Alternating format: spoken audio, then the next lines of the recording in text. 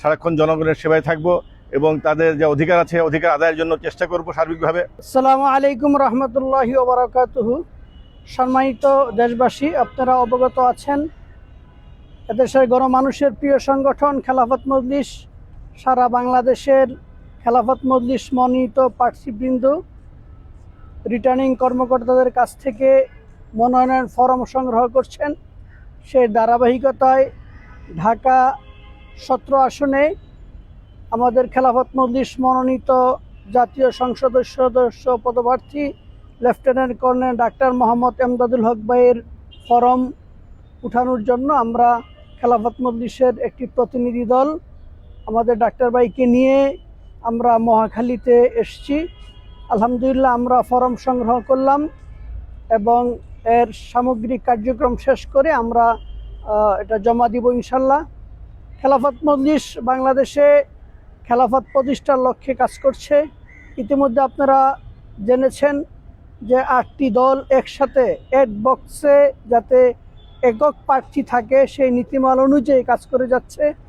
আমরা চেষ্টা করছি ঢাকা 17 আসনে আমাদের লেফটেন্যান্ট কর্নেল এমদাদ ভাইকে সামনে নিয়ে আমরা আশাবাদী যে 8 দলের পক্ষ থেকে আমরা এই আসনে আমাদের এমদাদ ভাইকে নিয়ে আমরা সকল কার্যক্রম পরিচালনা করছি।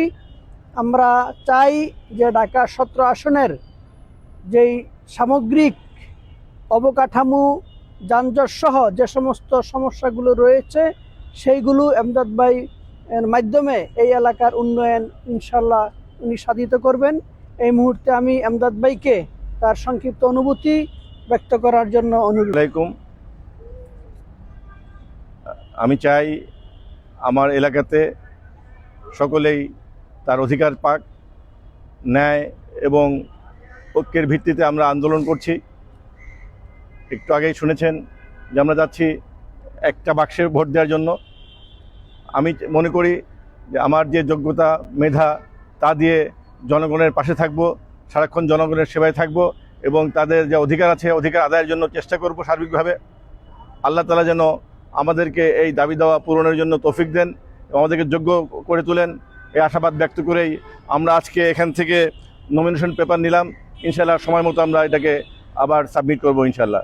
আল্লাহ আমাদের তৌফিক দিক, আমা তৌফিকে ইল্লা বিল্লাহ।